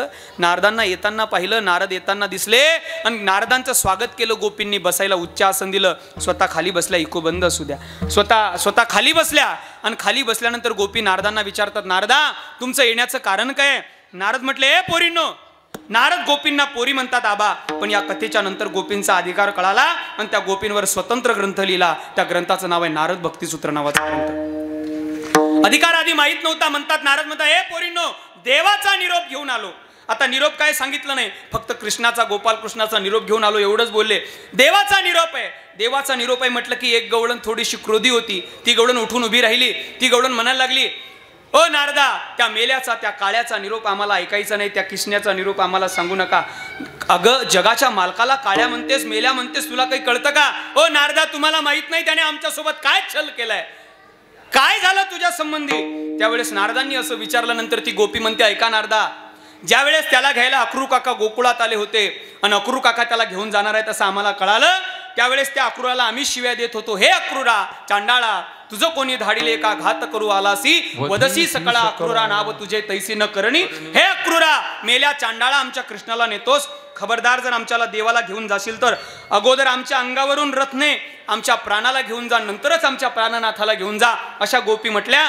आणि नारदा आम्ही देवाला घेऊन जाऊ नये म्हणून त्या अक्रूराच्या रथाच्या पुढे आडव्या पडलो होतो. भूमी पडल्या व्रजबाळी कोण त्या सांभाळी. नैनीच्या उदकाने भिजली धरणी. संपूर्ण गोकुळ आमच्या नैनाश्रूंनी भिजलं होतं नारदा. त्याही वेळेस देव रथात चढले. रथी चढले वनमाडी. भगवान परमात्मा रथात चढले आणि रथात चढल्यानंतर देव अक्रूराला म्हणायला लागले वेगी हाके रथासी. अक्रू काका म्हणतात देवा त्या गवळणी रथाच्या पुढे आहेत. नारदा त्याला माहित नव्हतं आम्ही रथाच्या पुढे आडव्या पडलेलो आहोत. तो रथाच्या खाली उतरला नाही. तो रथावरूनच टाचा उंच करून आम्हाला म्हणत होता ए गोपींनो का पुढे रथाच्या पडल्यात उठा व्हा बाजूला. त्याचे शब्द म्हणून नारदा आम्ही बाजूला झालो आणि जसं एकदा रथाच्या बाजूला झालो तसं तो आम्हाला एक शब्दच बोलला ए गोपींनो तुम्ही वेडे आहात का ग? काळजी करू नका मी तुम्हाला भेटायला येतो. नारदा मी तुम्हाला भेटायला येतो या एका वाक्यावर आम्ही जिवंत आहोत. मी तुम्हाला भेटायला येतो म्हणून निघून गेला. आजपर्यंत परत आला नाही. आम्ही त्याला काळ्या नाही म्हणू. त्यानं म्हणतात लग्न केले त्याचा संसार सुरू आहे. आम्ही त्याला काळ्या नाही म्हणू मेल्या किसण्या नाही म्हणू तर काय म्हणू सांगा ना तुम्ही. नारद स्तब्ध झाले. एक गवळण शेजारी बसली होती. साहेब प्रेम कशाला म्हणतात? गोपीशिवाय प्रेम. त्या टीव्हीवरच्या सिरियली बघू नका रे. त्या टीव्हीवरच्या कृष्णाची सिरियल सुद्धा बघू नका असं मी तुम्हाला सांगेल. काय तर डायरेक्टरनी त्या राधेचं पात्र नटवलंय आणि काय कृष्णाला नटवलंय. अरे राधा कृष्ण म्हणजे प्रियसी नाही आहेत. राधा कृष्ण म्हणजे भक्त आणि देव आहे. ते भक्त आणि देवाचं साम्य आहे. एखाद्या व्यवहारातली पोरीपोरं एकमेकावर प्रेम करतात असं बिभत्स स्वरूप डायरेक्टरांनी रेखाटले, निर्मात्यांनी त्या बिभत्स स्वरूप रेखाटले. ते कृष्णा सिरियल पाहाव्या वाटत नाहीत अशा बिभत्स सिरियल आहेत. काय त्या सिरियली आहेत. माता पार्वतीच्या अंगावरची वस्त्र पाहिली तर आपल्याला ते आधुनिक स्वरूप नको पाहायला वाटते. आता नको मला तिकडे जायला, माझ्या वयाला ह्या विषय सोबत नाही म्हणून मी तिकडे जात नाही. नारदा तो आम्हाला सोडून गेला, परत आला नाही, आम्ही त्याला काळ्या नाही म्हणू तर काय म्हणू. एक गवळण शेजारी बसली होती. प्रेम कशाला म्हणतात. ती गवळण म्हणते, अगं सखे, बऱ्याच दिवसानंतर ग त्याचे शब्द आलेत. बऱ्याच दिवसानंतर त्याचे शब्द आले. लई दिवसाचे त्याचे शब्द ऐकले नाहीत. त्याने तेच शब्द नारदांकडून आपल्यासाठी पाठवले. तेवढे शब्द तर एकदा ऐकू दे, तेवढे त्याचे शब्द ऐकू दे. हा प्रेमाचा विव्हळपण आहे महाराज. याला विराणी विरहिणी पर असंही प्रकरण म्हणतात. ती गवळण म्हणते, सखे नारदांकडून शब्द आले तेवढे ऐकू दे, एकदा एकदा ऐकू दे. ए सखे, अगं त्याने आपल्यासाठी काही केलं नाही, आपणही त्याच्यासाठी काही करू नये, पण तेवढे शब्द ऐकू दे. सांगा नारदा. नारद म्हटले, पोरीनो, तुमच्या पायाची माती जगाच्या मालकाने डोकं दुखते म्हणून डोक्याला औषध म्हणून लावायला मागितली. असं ऐकलं ना आई. जी गवळण त्याला मेल्या म्हणत होती तीच गवळण शेजारच्या गवळणीला म्हणते, चंद्रावळे मेले काय तोंड बघतेस ग, तू ऐकलं नाही का नारद काय म्हटले. त्याचं डोकं दुखतंय, त्याच्या डोक्याला आपल्या पायाची माती मागितलेली आहे. ए चंद्रावळे मेले, घेतो घट, जा यमुनेत धावत, आण पाणी भरून. एक गवळण धावत धावत यमुनेत गेली. तिने घट भरून आणला. त्या गवळणीच्या जी त्याला शिव्या देत होती तिच्या हाती दिला. तिने मातीवर ओतला, पायाने चिखल केला, चिखल हातात घेतला, नारदांच्या हातात दिला. नारदांना सांगितलं, ओ नारदा, आता थांबू नका, निघा, पळा, जा. नारदा तो दुःखी असेल, त्याचं डोकं दुखत असेल, तो फार कोमल आहे, त्याला दुःख सहन होत नाही, आम्हाला माहिती आहे. निघा नारदा, पळा नारदा, जा नारदा, निघा नारदा. नारद म्हणतात, आताच काळ्या म्हणत होती, आताच मेल्या म्हणत होती, आताच म्हणते निघा, पळा, जा. सज्जनांनो, यालाच प्रेम म्हणतात. ज्याच्यावर आपलं प्रेम आहे त्याच्या संबंधीचा वाद, त्याच्या संबंधीचं भांडण, त्याच्या संबंधीचा रोष हा क्षणात त्याचं दुःख ऐकल्यानंतर मिटवता आलं पाहिजे. हे जगाच्या पाठीवरचं खरं प्रेम आहे. 2.5 GB झाली, 2.5 झाली, आता संपवता आलं.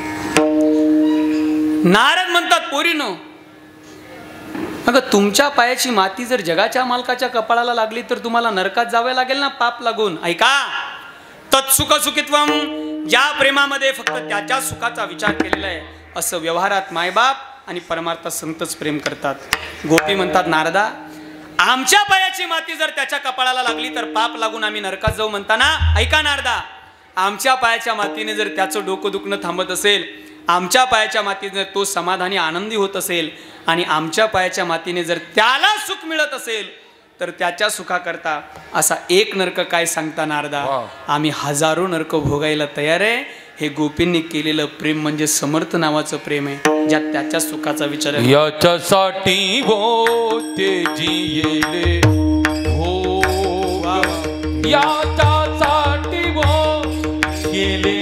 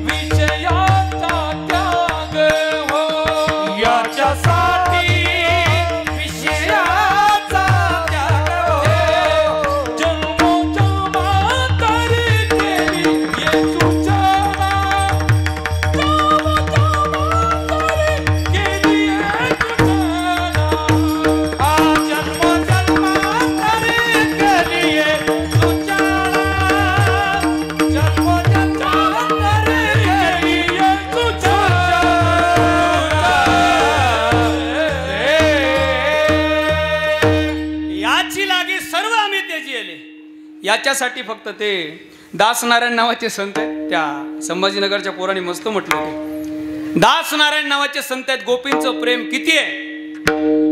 मैं तो सुध बुध खोई तेरे प्यार में, सब कुछ भूल गई तेरे संसार में. आ ज्योति जगा दे प्रीत लगा दे, आ ज्योति जगा दे प्रीत लगा दे, चरणों में ले ले मुरली वाले.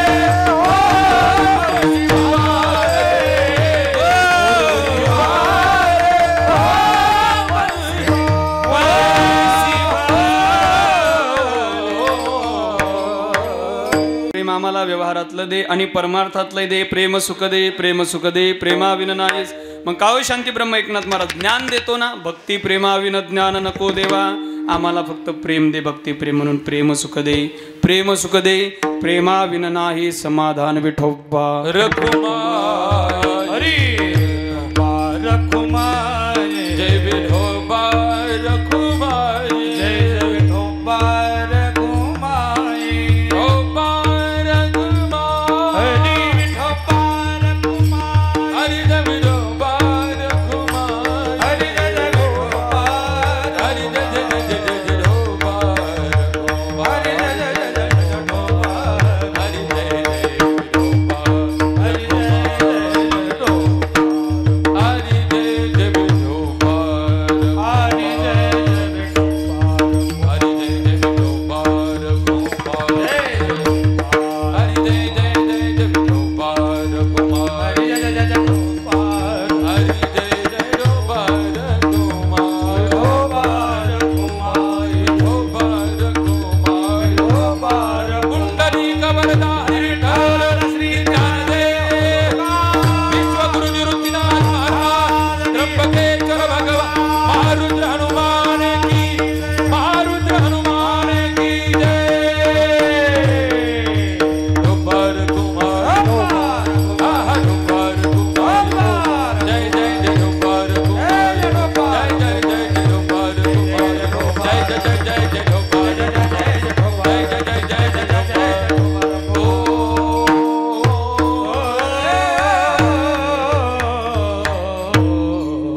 काऊनाथ महाराज मी तुम्हाला ज्ञान दिलंच तर रांडविणे जेवे शृंगार पै केला, प्रेमाग्न झाला ज्ञाने तैसा. जसं एका विधवा स्त्रीने केलेल्या शृंगारासारखं होईल म्हणून प्रेम सुख दे, प्रेम सुख दे, प्रेमाविन नाही समाधान. हेच प्रेम सुख दे.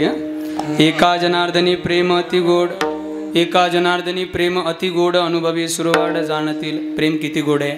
मी तर असं म्हणेल 60 वर्षाचं आयुष्य आहे म्हणतात लोक, नाही का दिनेश बाबा. 60 वर्षाचं आयुष्य आहे म्हणतात सध्या लोक. या 60 वर्षाच्या आयुष्यामध्ये 20 वर्ष तर नकळत निघून जातात. 40 वर्षानंतर तर फक्त आपल्याला आजारच दुःख देतात. पण मधला जो 20 वर्षाचा काळ आहे, या 20 वर्षाच्या काळामध्ये आपल्याला प्रेमाने जगावं लागतं, बस एवढंच आहे. असं प्रेम करा ना. तुकोबारांचं एक प्रमाण आहे, तृणा नाही तेथे पडिला दावाग्नी, जाय तो विजोनी आपैसया. आपल्याला एखादा दुःख म्हणून त्रास देत असेल, आपल्याला एखादा त्रास देत असेल, तुकोबाराय असं म्हणतात, अग्नी जर गवताच्या गंजीवर पडला तर पेट घेतो, आणि अग्नी जर काळ्या मातीत पडला तर तो विझून जातो. लोक अग्नी बनून आपल्याला त्रास देत असतील तर आपण ठरवावं, आपण गवत व्हायचं का माती व्हायचं. माती म्हणून आपण जगलं पाहिजे, कारण या शरीराची सुद्धा एक दिवस माती होणार आहे. एका जनार्दनी प्रेम अति गोड. किती गोड आहे. आबांनी मगाशी प्रमाण दिलं, प्रेम नये सांगता बोलता दाविता. किती गोड आहे आबा, प्रेम किती गोड आहे, हे पण गोड आहे हे सांगता येत नाही.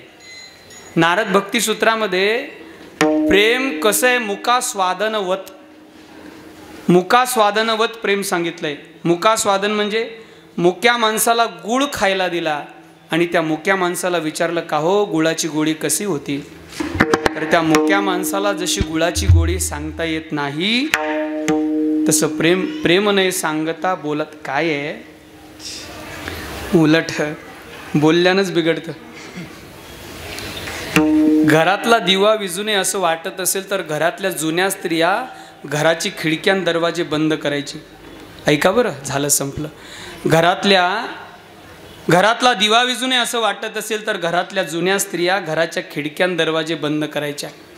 तसं आपल्या अंतकरणात प्रेम नावाचा दिवा आहे. तो दिवा विझू नये असं वाटत असेल तर आपला तोंडरूपी दरवाजा नेहमी बंद ठेवला पाहिजे. बोलल्यानेच प्रेम बिघडतं.